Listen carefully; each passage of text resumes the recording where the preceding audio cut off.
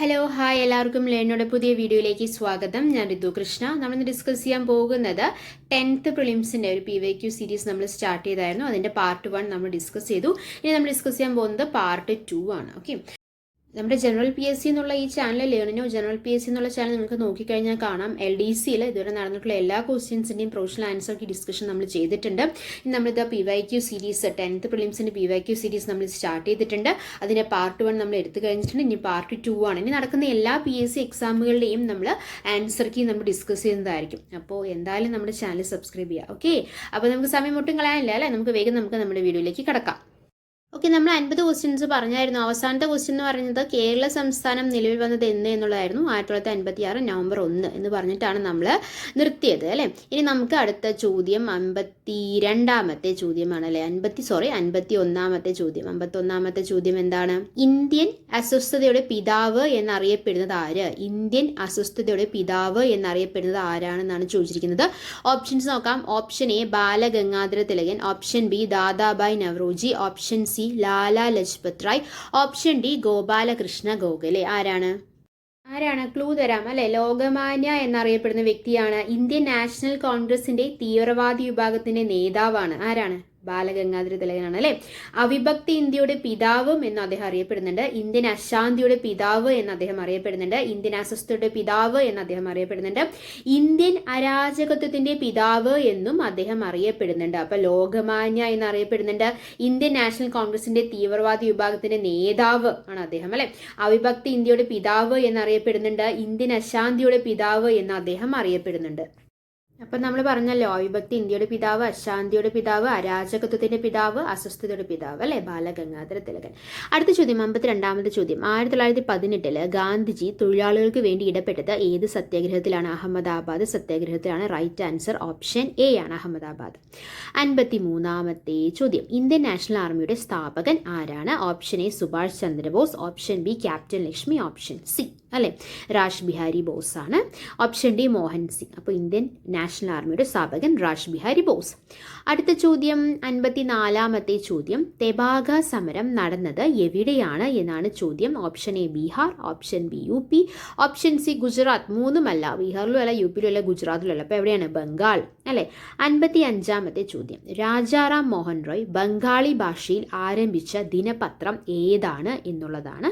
Option A Kesari, option B Sambad Kaumudi, option C Bengali, option D Vande Mataram. അപ്പോൾ രാജാറാം മോഹൻ റോയ് ബംഗാളി ഭാഷയിൽ ആരംഭിച്ച ദിനപത്രം ഏതാണ് എന്നുള്ളതാണ്. കേസരിയാണോ സംബാദ് കൗമുദിയാണോ? റൈറ്റ് ആൻസർ ഓപ്ഷൻ ബി ആണ്. ഓക്കെ, അടുത്ത ചോദ്യം 56ാമത്തെ ചോദ്യം. കോൺഗ്രസിന്റെ അന്തിമ ലക്ഷ്യം പൂർണ്ണ സ്വരാജ് അല്ലെങ്കിൽ പൂർണ്ണ സ്വാതന്ത്ര്യമാണെന്ന് പ്രഖ്യാപിച്ച സമ്മേളനം ഏതാണ് എന്നുള്ളതാണ് ചോദ്യം. 1920 നാഗ്പൂർ സമ്മേളനം, ഓപ്ഷൻ ബി 1929 ലാഹോർ സമ്മേളനം, ഓപ്ഷൻ സി 1928 കൽക്കത്ത സമ്മേളനം, ഓപ്ഷൻ ഡി 1924 ബൽഗാം സമ്മേളനം. കോൺഗ്രസിന്റെ അന്തിമ ലക്ഷ്യം പൂർണ്ണ സ്വരാജ് അല്ലെങ്കിൽ പൂർണ്ണ സ്വാതന്ത്ര്യമാണെന്ന് പ്രഖ്യാപിച്ച സമ്മേളനമാണ് 1929 ലാഹോർ സമ്മേളനം. 1929 ലാഹോർ സമ്മേളനത്തിലെ അധ്യക്ഷൻ ആരായിരുന്നു? ജവഹർലാൽ നെഹ്റു ആയിരുന്നു. അദ്ദേഹം പ്രസിഡന്റായ ആദ്യ സമ്മേളനമാണ് 1929 ലാഹോർ സമ്മേളനം. പൂർണ്ണ സ്വരാജ് പ്രഖ്യാപനം നടന്നു. അതുപോലെ തന്നെ നിയമലംഘന പ്രസ്ഥാനം ആരംഭിക്കാൻ തീരുമാനിച്ച സമ്മേളനമാണ് 1929 ലാഹോർ സമ്മേളനം എന്ന് പറയുന്നത്. അപ്പോൾ കോൺഗ്രസിന്റെ അന്തിമ ലക്ഷ്യം പൂർണ്ണ സ്വരാജ് അല്ലെങ്കിൽ പൂർണ്ണ സ്വാതന്ത്ര്യമാണെന്ന് പ്രഖ്യാപിച്ച സമ്മേളനമാണ് ജവഹർലാൽ നെഹ്റു ആദ്യമായിട്ട് പ്രസിഡന്റായ ആദ്യ സമ്മേളനം എന്ന് പറയുന്നത്. ഏത്? 1929 ലാഹോർ സമ്മേളനം അല്ലെ. പൂർണ്ണ സ്വരാജ് പ്രഖ്യാപനം നടന്നു. അതുപോലെ തന്നെ നിയമലംഘന പ്രസ്ഥാനം ആരംഭിക്കാൻ തീരുമാനിച്ചു. 57ാമത്തെ ചോദ്യം. നാട്ടുരാജ്യങ്ങളുടെ സംയോജനത്തിൽ പട്ടേലിനും നെഹ്റുവിനുമൊപ്പം പ്രധാന പങ്കുവഹിച്ച മലയാളി ആരാണ് എന്നാണ് ചോദ്യം. ആരാണ്? ഓപ്ഷൻസ് നോക്കാം നമുക്ക്. ഓപ്ഷൻസ് എവിടെ? ഓപ്ഷൻ എ സി Shankaran Nair, option B GP Pillai, option C VK Krishna Menon, option D VP Menon. Right answer option D ആണ്, VP മേനോൻ. നാട്ടുരാജ്യങ്ങളുടെ സംയോജനത്തിൽ പട്ടേലും നെഹ്റുവിനൊപ്പം പ്രധാന പങ്കുവച്ച മലയാളി VP മേനോൻ ആണ്. 58ാമത്തെ ചോദ്യം. ക്യാബിനറ്റ് മിഷന്റെ നിർദ്ദേശപ്രകാരം 1946 രൂപീകരിക്കപ്പെട്ട ഭരണഘടനാ നിർമ്മാണ സഭയുടെ അധ്യക്ഷൻ ആരാണ് എന്നുള്ളതാണ് ചോദ്യം. Option A doctor B R Ambedkar, option B Sardar Vallabhbhai Patel, option C Rajagopalachari, option D doctor Rajendra Prasad. Right answer option D ആണ്, ഡോക്ടർ രാജേന്ദ്ര പ്രസാദ്. ഭരണഘടനാ നിർമ്മാണ സഭയുടെ അധ്യക്ഷൻ ചോദിക്കുമ്പോൾ ചാടിക്കറി ഡോക്ടർ ബി ആർ അംബേദ്കർ എന്ന് എഴുതരുത്. ഇതിൽ പറഞ്ഞിട്ടുണ്ട് ക്യാബിനറ്റ് മിഷന്റെ നിർദ്ദേശപ്രകാരം 1946 രൂപീകരിക്കപ്പെട്ട ഭരണഘടനാ നിർമ്മാണ സഭയുടെ അധ്യക്ഷനാണ് ചോദിച്ചിരിക്കുന്നത്. റൈറ്റ് ആൻസർ ഓപ്ഷൻ ഡി ആണ്. 59ാമത്തെ ചോദ്യം, ഇന്ത്യയിൽ ഭാഷാടിസ്ഥാനത്തിൽ രൂപീകരിക്കപ്പെട്ട ആദ്യ സംസ്ഥാനം. വളരെ എളുപ്പമുള്ള ചോദ്യമാണ് അല്ലേ. ഇതിലിപ്പോൾ വലിയ ടഫ് എന്ന് പറയുന്നു 10th പ്രിലിംസിൽ LDസിനെ കമ്പയർ ചെയ്യുമ്പോൾ അല്ലേ. ഏതാണ്? ഓപ്ഷൻ ബി ആണ്, ആന്ധ്രാപ്രദേശാണ്. എന്തൊക്കെ വിശേഷങ്ങളാണ് ആന്ധ്രാപ്രദേശിനുള്ളത്? ഇന്ത്യയുടെ നെല്ലറ എന്നറിയപ്പെടുന്നുണ്ട്, ദക്ഷിണേന്ത്യയുടെ ധാന്യപുര എന്നിങ്ങനെ അറിയപ്പെടുന്ന സംസ്ഥാനമാണ് ആന്ധ്രാപ്രദേശ്. ഇന്ത്യയുടെ കൊഹിനൂർ എന്നറിയപ്പെടുന്ന സംസ്ഥാനമാണ്. രത്നഗർഭ എന്ന അപരനാമത്തിൽ അറിയപ്പെടുന്ന ഇന്ത്യൻ സംസ്ഥാനമാണ് ഇത്? ആന്ധ്രാപ്രദേശ് അല്ലെ. ഇന്ത്യയുടെ മുട്ടപാത്രം എന്നറിയപ്പെടുന്ന സംസ്ഥാനമാണ്. കടൽ തീരം കൂടുതലുള്ള രണ്ടാമത്തെ ഇന്ത്യൻ സംസ്ഥാനമാണ് ആന്ധ്രാപ്രദേശ്. ഏറ്റവും കൂടുതൽ പുകയില ഉൽപ്പാദിപ്പിക്കുന്ന സംസ്ഥാനമാണ് ആന്ധ്രാപ്രദേശ്. ദക്ഷിണേന്ത്യയിൽ ഏറ്റവും കൂടുതൽ അരി ഉൽപ്പാദിപ്പിക്കുന്ന സംസ്ഥാനമാണ്. അതുകൊണ്ട് തന്നെ ഇന്ത്യയുടെ നെല്ലറ എന്നാണ് ആന്ധ്രാപ്രദേശ് അറിയപ്പെടുന്നത്. 60ാമത്തെ ചോദ്യം, പ്രസിദ്ധമായ, എളുപ്പമാണ്, വന്ദേ മാതരം എന്ന് പറയുമ്പോൾ തന്നെ നമുക്കറിയാം ബങ്കിം ചന്ദ്ര ചാറ്റർജിയാണ് അല്ലേ. അപ്പോൾ പ്രസിദ്ധമായ വന്ദേ മാതരം എന്ന ഗാനം അടങ്ങിയിട്ടുള്ള ആനന്ദമഠം എന്ന നോവൽ എഴുതിയത് ആരാണെന്നുള്ളതാണ് ചോദ്യം. ഓപ്ഷൻസ് നമ്മൾ രവീന്ദ്രനാഥ ടാഗോർ, മുഹമ്മദ് ഇക്ബാൽ, ദീനബന്ധു മിത്ര എന്നൊക്കെ കൊടുത്തിട്ടുണ്ട്. റൈറ്റ് ആൻസർ ഏതാണ്? റൈറ്റ് ആൻസർ വന്നിട്ട് ഓപ്ഷൻ ബി ആണ്, ബങ്കിം ചന്ദ്ര ചാറ്റർജി. അടുത്ത ചോദ്യം എത്രാമത്തെ ചോദ്യമാണ്? 61ാമത്തെ ചോദ്യമാണ് അല്ലേ. 61ാമത്തെ ചോദ്യം, മനുഷ്യ ശരീരത്തിലെ ഏറ്റവും വലിയ ഗ്രന്ഥി ഏതാണ്? ആഗ്നേയ ഗ്രന്ഥി, ഓപ്ഷൻ ബി കരൾ, ഓപ്ഷൻ സി വൃക്ക, ഓപ്ഷൻ ഡി പീയൂഷ ഗ്രന്ഥി. റൈറ്റ് ആൻസർ ഓപ്ഷൻ ബി ആണ്, കരളാണ്. 62ാമത്തെ ചോദ്യം, രക്തത്തിൽ കാൽസ്യത്തിന്റെ അളവ് ക്രമാതീതമായി കുറയുമ്പോൾ ഉണ്ടാകുന്ന പേശികളുടെ കോച്ചി വലിവ് എന്ത് പേരിലാണ് അറിയപ്പെടുന്നത് എന്നുള്ളതാണ് ചോദ്യം. ഓപ്ഷൻ എ സന്ധിവാതം, option B gout, option C tetany. Right answer option C ആണ്, ടെറ്റനിയാണ്. ഓക്കെ. അടുത്ത ചോദ്യം 63ാമത്തെ ചോദ്യം, രക്തം കട്ട പിടിക്കാൻ സഹായിക്കുന്ന വിറ്റാമിൻ കെ ആണ്. ഇവിടെ ഓപ്ഷൻ എയിൽ കൊടുത്തിട്ടുണ്ട് വിറ്റാമിൻ കെ എന്ന് കൊടുത്തിട്ടുണ്ട്, ഓപ്ഷൻ ബി വിറ്റാമിൻ എ എന്ന് കൊടുത്തിട്ടുണ്ട്, ഓപ്ഷൻ സി വിറ്റാമിൻ സി എന്ന് കൊടുത്തിട്ടുണ്ട്, ഓപ്ഷൻ വിറ്റാമിൻ ഇ. അപ്പോൾ വിറ്റാമിൻ കെ ആണ്. പുകവലി മൂലം ശ്വാസകോശത്തിന് ഉണ്ടാകുന്ന രോഗം ഏതാണ്? Option A typhoid, option B emphysema. Right answer option B ആണ്, എംഫിസിമയാണ്. മലേറിയ എന്ന് കൊടുത്തിട്ടുണ്ട്, ന്യൂമോണിയ എന്ന് കൊടുത്തിട്ടുണ്ട്. ഓക്കെ. അപ്പോൾ പുകവലി മൂലം ശ്വാസകോശത്തിന് ഉണ്ടാകുന്ന രോഗം എംഫിസിമ. കേരള സർക്കാരിൻ്റെ സമ്പൂർണ്ണ അവയവദാന പദ്ധതി ഏതാണ് എന്നുള്ളതാണ് ചോദ്യം. Santhwanam, Shubhayatra, option C Ayurdalam, option D Mritasanjeevani. Kerala സർക്കാരിൻ്റെ സമ്പൂർണ്ണ അവയവദാന പദ്ധതി എന്ന് പറയുന്നത് റൈറ്റ് ആൻസർ ഓപ്ഷൻ ഡി ആണ്, മൃതസഞ്ജീവനിയാണ്. സാന്ത്വനമല്ല, ശുഭയാത്രയല്ല, ആയുർദളമല്ല. റൈറ്റ് ആൻസർ ഓപ്ഷൻ ഡി ആണ്, മൃതസഞ്ജീവനി. അടുത്ത ചോദ്യം 66ാമത്തെ ചോദ്യം, തെങ്ങിൻ്റെ സങ്കര ഇനം അല്ലാത്തത് ഏതാണ് എന്നുള്ളതാണ്. അല്ലാത്തതാണ് ചോദിച്ചിരിക്കുന്നത്, അക്ഷയാണ്. Right answer option C.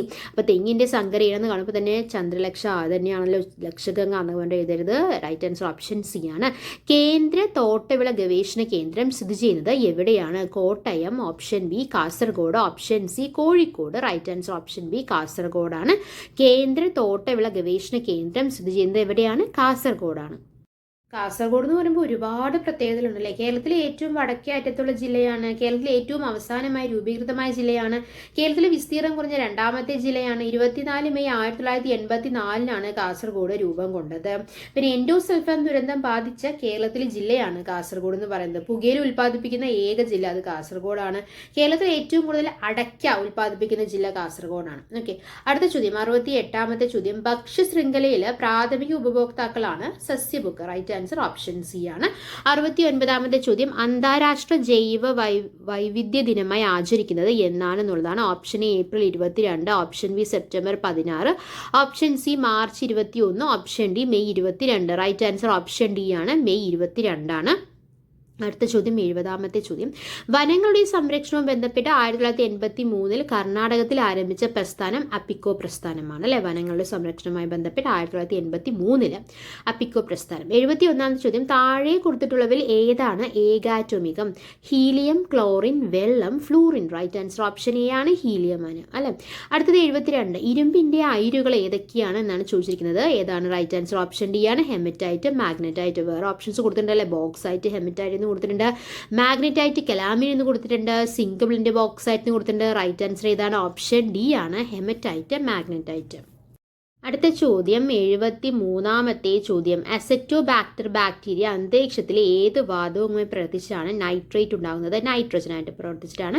Right answer option C ആണ്, അസെറ്റോബാക്ടർ ബാക്ടീരിയ അന്തരീക്ഷത്തിലെ ഏത് വാതകവുമായി പ്രവർത്തിച്ചിട്ടാണ് നൈട്രേറ്റ് ഉണ്ടാകുന്നത് എന്നുള്ളതാണ് ചോദ്യം അല്ലേ.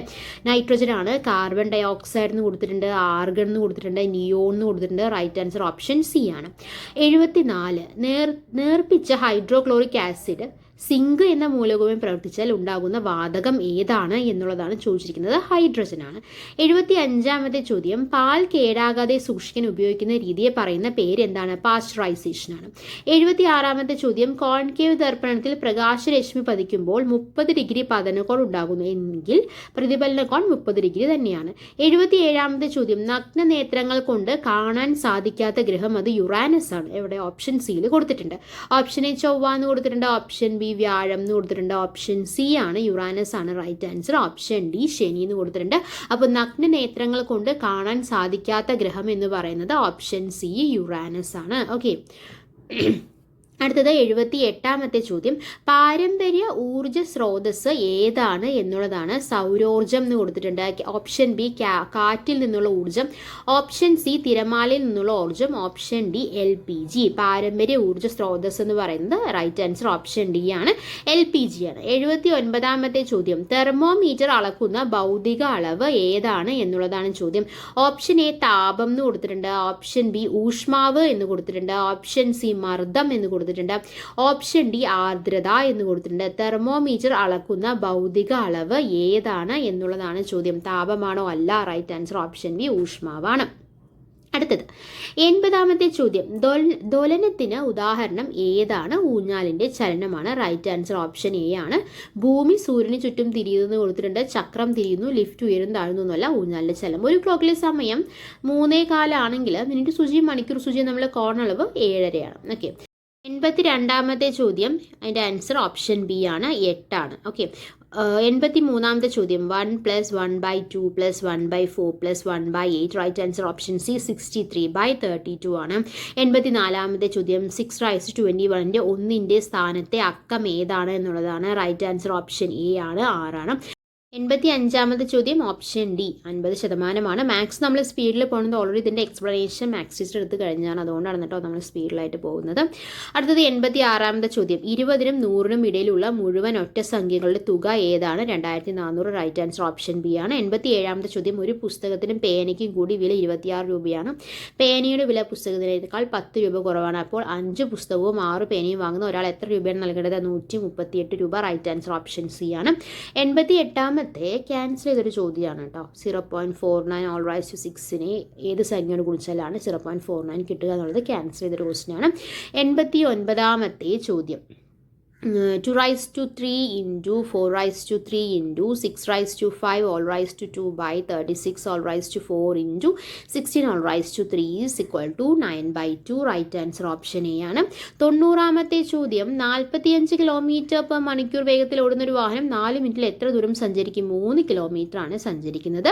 റൈറ്റ് ആൻസർ ഓപ്ഷൻ ബി ആണ്. 90ാമത്തെ ആൻസർ എന്ന് പറയുന്നത് 1.8 അല്ല, ബി ആണ്. ഓക്കെ.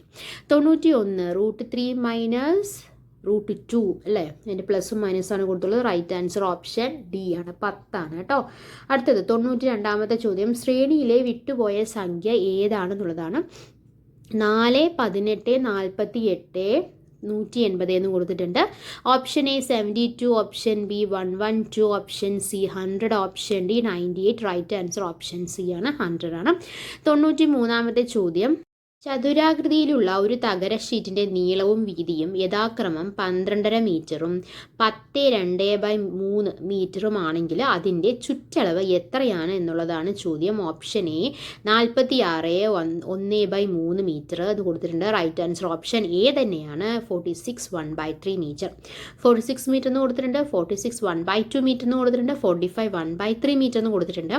റൈറ്റ് ആൻസർ വന്നിട്ട് ഏത് തന്നെയാണ്? ഓപ്ഷൻ എ 46 1/3 മീറ്റർ ആണ്. 94-ാമത്തെ ചോദ്യം. 2 മീറ്റർ നീളവും 1 മീറ്റർ വീതിയുമുള്ള ഒരു വാതിൽ ഉൾക്കൊള്ളുന്ന ഒരു ചുമരിൻ്റെ നീളം 5.5 മീറ്ററും വീതി 4.25 മീറ്ററുമാണ്. ചതുരശ്ര മീറ്ററിന് 24 രൂപ നിരക്കിൽ ഈ ചുമർ സിമെൻറ്റ് തേക്കാൻ എത്ര രൂപ ചിലവ് വരും എന്നുള്ളതാണ്. Option A 500, option B 513, option C 1026, option D 1000. എത്രയാണ്? ചതുരശ്ര മീറ്ററിന് 24 രൂപ നിരക്കിൽ ഈ ചുമര് സിമെൻറ്റ് തേക്കാൻ എത്ര രൂപ ചിലവ് വരും എന്നുള്ളതാണ്. 500 രൂപയാണോ, 513 രൂപയാണോ, 1026 രൂപയാണോ, 1000 രൂപയാണോ? ഈ ചോദ്യവും ക്യാൻസൽ ചെയ്തൊരു ചോദ്യമാണ്. അപ്പോൾ 94-ാമത്തെ ചോദ്യം ക്യാൻസൽ ചെയ്തൊരു ചോദ്യമാണ് കേട്ടോ. 95-ാമത്തെ ചോദ്യം. അച്ഛൻ്റെ വയസ്സ് മകൻ്റെ വയസ്സിൻ്റെ 3 മടങ്ങിനോട് 5 വർഷം ചേർത്തതാണ്. ഇപ്പോൾ അച്ഛൻ്റെ വയസ്സ് 44 ആണെങ്കിൽ 7 വർഷങ്ങൾക്ക് ശേഷം മകൻ്റെ വയസ്സ് എത്രയാണ് എന്നുള്ളതാണ് ചോദ്യം. Option A 13, option B 14, option C 20. Right answer option C ആണ്, 20 ആണ്. ഓക്കെ, അടുത്തത് 96-ാമത്തെ ചോദ്യം. രവി, റഹീം, ജോൺ എന്നിവർക്ക് 4500 രൂപയുടെ 2 ഭാഗവും 6 ഭാഗവും 4 ഭാഗവും യഥാക്രമം നൽകുന്നുവെങ്കിൽ ജോണിന് എത്ര രൂപ ലഭിക്കും എന്നുള്ളതാണ് ചോദ്യം. 2000, 1250, 2250, 1500. റൈറ്റ് ആൻസർ ഓപ്ഷൻ ഡി ആണ്, 1500. ഓക്കെ, 97-ാമത്തെ ചോദ്യം. രാഹുലിന് 2500 രൂപയ്ക്ക് ഒരു പഴയ TV വാങ്ങി 1000 രൂപ മുടക്കി കേടുപാടുകൾ തീർത്ത് 3850 രൂപയ്ക്ക് മറ്റൊരാൾക്ക് വിറ്റാൽ രാഹുലിന് എത്ര ശതമാനം ലാഭമാണ് ലഭിച്ചത് എന്നുള്ളതാണ് ചോദ്യം. Option A 5%, option B 10%, option C 8%, option D 12%. Right answer option B ആണ്. 98-ാമത്തെ ചോദ്യം. അതും ക്യാൻസൽ ചെയ്തൊരു ചോദ്യമാണ്. ഒരു 2 അക്ക സംഖ്യയുടെ അക്കങ്ങളുടെ തുക 9 ആണ്. അക്കങ്ങൾ തലതിരിച്ച് എഴുതുമ്പോൾ പുതിയ സംഖ്യ ആദ്യ സംഖ്യയേക്കാൾ 27 കൂടുതലാണ്. സംഖ്യ ഏത്? 93-ാമത്തെ ചോദ്യം. 99-ാമത്തെ ചോദ്യം. 6 പൈപ്പുകൾ 1 മണിക്കൂറും 30 മിനിറ്റും കൊണ്ട് ഒരു ടാങ്ക് നിറയ്ക്കുകയാണെങ്കിൽ ഇതേ വലിപ്പമുള്ള 4 പൈപ്പുകൾ എത്ര സമയം കൊണ്ട് ടാങ്ക് നിറയ്ക്കും എന്നുള്ളതാണ്. റൈറ്റ് ആൻസർ ഓപ്ഷൻ എ 2 മണിക്കൂർ 15 മിനിറ്റ് ആണ്. അവസാനത്തെ ചോദ്യം, 100-ാമത്തെ ചോദ്യം. എയും ബിയും 10-ന് താഴെയുള്ള 2 എണ്ണൽ സംഖ്യകളാണ്. ഒരുമിച്ച് എഴുതിയാൽ കിട്ടുന്ന 2 അക്ക സംഖ്യകളാകുന്ന BA-യുടെയും B3-യുടെയും ഗുണനഫലം 57A ആണെങ്കിൽ എയുടെ വില എത്രയാണ് എന്നുള്ളതാണ് ചോദ്യം. Option A 2, option B 3, option C 4, option D 5 എന്ന് കൊടുത്തിട്ടുണ്ട്. റൈറ്റ് ആൻസർ ഓപ്ഷൻ ഡി ആണ്, 5. അല്ലേ, എയും ബിയും 10-ന് താഴെയുള്ള 2 എണ്ണൽ സംഖ്യകളാണ്. ഒരുമിച്ച് എഴുതിയാൽ കിട്ടുന്ന 2 അക്ക സംഖ്യകളാണ് BA-യുടെയും B3-യുടെയും ഗുണനഫലം 57A ആണെങ്കിൽ എയുടെ വില എത്രയാണ് എന്നുള്ളതാണ് ചോദ്യം. ഏതാണ്? 2 അല്ല, 3 അല്ല, 4 അല്ല. റൈറ്റ് ആൻസർ വന്നിട്ട് ഓപ്ഷൻ ഡി 5. അല്ലേ, വലിയ കുഴപ്പമില്ലാത്തൊരു പേപ്പറായിരുന്നു. വളരെ ഭയങ്കര ടഫ് എന്ന് പറയാനൊന്നുമില്ല. മാത്സിലാണ് കുറച്ച് ക്യാൻസൽ ചെയ്തിട്ടുള്ള ക്വസ്റ്റ്യൻസ് ഉള്ളൂ. അല്ലാതെ വേറെ നമ്മളിപ്പോൾ LDC ഒക്കെ നോക്കിയ പോലെ ഒരുപാട് ക്വസ്റ്റ്യൻസ് ഒന്നും ക്യാൻസൽ ചെയ്തിട്ടില്ല. 2 ക്വസ്റ്റ്യൻസ് മാത്രമാണ് ക്യാൻസൽ ചെയ്തിട്ടുള്ളൂ. ബാക്കിയുള്ളതെല്ലാം വളരെ ഇപ്പോൾ കേരളം എന്നാണ് രൂപീകൃതമായത്, അങ്ങനെയുള്ള ക്വസ്റ്റ്യൻസ് ആയിരുന്നു. അല്ലേ, ഭാഷാടിസ്ഥാനത്തിൽ രൂപീകരിച്ച ആദ്യത്തെ സംസ്ഥാനം ഏതാണ്, അങ്ങനെ ടൈപ്പ് എളുപ്പമുള്ള ക്വസ്റ്റ്യൻസ് ആയിരുന്നു. പെട്ടെന്ന് തന്നെ ആൻസർ ചെയ്യാൻ പറ്റിയ ക്വസ്റ്റ്യൻസ് ആയിരുന്നു. അല്ലേ, അപ്പോൾ ഒരുവിധം കുഴപ്പമില്ലാത്ത പേപ്പറാണ് നമ്മളിപ്പോൾ ഡിസ്കസ് ചെയ്തത്. പാർട്ട് 1 നമ്മൾ ആദ്യത്തെ 50 ക്വസ്റ്റ്യൻസ് ഡിസ്കസ് ചെയ്തു. പാർട്ട് 2 നമ്മൾ അടുത്ത 50 ക്വസ്റ്റ്യൻസ് ആണ് നമ്മൾ പറഞ്ഞത്. അപ്പോൾ നമ്മൾ 50 total 100 questions 10th prelims PYQ നമ്മൾ കംപ്ലീറ്റ് ചെയ്തു. നമുക്ക് ഈ ക്വസ്റ്റ്യൻ പേപ്പർ നോക്കിയപ്പോൾ കാണാം വർഷങ്ങൾ വളരെ ഇമ്പോർട്ടൻ്റ് ആണ്. അതുപോലെ തന്നെ വളരെ ഇമ്പോർട്ടൻ്റ് ആയിട്ടുള്ള ഒരു വർഷമാണ്. ആ വർഷത്തിനെ കുറിച്ചിട്ടാണ് ഒരു എക്സ്ട്രാ മാർക്ക് നിങ്ങൾക്ക് ഇതിൽ കിട്ടാൻ പോകണം. 1921. എന്തൊക്കെ പ്രത്യേകതകളാണ് ഈ വർഷത്തിനുള്ളത്? ശാന്തിനികേതൻ വിശ്വഭാരതി സർവകലാശാലയായിട്ട് മാറിയ വർഷമാണ് 1921 എന്ന് പറയുന്നത്. ഹാരപ്പ ആദ്യമായി ഖനനം ചെയ്ത വർഷം 1921 ഇമ്പീരിയൽ ബാങ്ക് സ്ഥാപിതമായ വർഷം 1921 1921. ശാന്തിനികേതൻ വിശ്വഭാരതി സർവകലാശാലയായിട്ട് മാറിയ വർഷം. ഹാരപ്പ ആദ്യമായി ഖനനം ചെയ്ത വർഷം. ഡൽഹിയിലെ ഇന്ത്യ ഗേറ്റിന്റെ നിർമ്മാണം ആരംഭിച്ച വർഷവും 1921 തന്നെയാണ് കേട്ടോ. അതുപോലെ തന്നെ മലബാർ കലാപം നടന്ന വർഷം, വാഗൻ ട്രാജഡി നടന്ന വർഷം, ഇമ്പീരിയൽ ബാങ്ക് സ്ഥാപിതമായ വർഷം, ഇൻസുലിൻ കണ്ടെത്തിയ വർഷം, പൂക്കോട്ടൂർ കലാപം നടന്ന വർഷം. അപ്പം മലബാർ കലാപം നടന്നിട്ടുണ്ട്, പൂക്കോട്ടൂർ കലാപം നടന്നിട്ടുണ്ട്, വാഗൻ ട്രാജഡി നടന്നിട്ടുണ്ട്.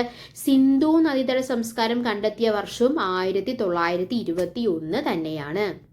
അതുപോലെ തന്നെ ഏറ്റവും വലിയ ഒരു പ്രത്യേകത എന്താണെന്ന് വെച്ച് കഴിഞ്ഞാൽ 1921 ഇന്ത്യ ചരിത്രത്തിൽ അറിയപ്പെടുന്നത് ഇയർ ഓഫ് ഗ്രേറ്റ് ഡിവൈഡ് എന്നാണ്. അപ്പോൾ ഇന്ത്യ ചരിത്രത്തിൽ ഇയർ ഓഫ് ഗ്രേറ്റ് ഡിവൈഡ് എന്നറിയപ്പെടുന്ന വർഷമാണ് 1921 എന്ന് പറയുന്നത്. Mao Zedong Chinese communist party സ്ഥാപിച്ച വർഷവും 1921 തന്നെയാണ്. സെൻട്രൽ ലെജിസ്ലേറ്റീവ് അസംബ്ലി നിലവിൽ വന്ന വർഷവും 1921 തന്നെയാണ്. അപ്പോൾ കുറേ പ്രത്യേകതകൾ 1921 ഓക്കെ. അപ്പോൾ ഇന്നത്തെ കാര്യങ്ങളെല്ലാം നിങ്ങൾക്കുള്ള ഒരു ഉപകാരപ്പെട്ടു എന്ന് പ്രതീക്ഷിക്കുന്നു. അങ്ങനെ ഉപകാരപ്പെട്ടിട്ടുണ്ടെങ്കിൽ നമ്മൾ എന്നുള്ള ചാനൽ സബ്സ്ക്രൈബ് ചെയ്യുക, സപ്പോർട്ട് ചെയ്യുക. Thanks for your time. By.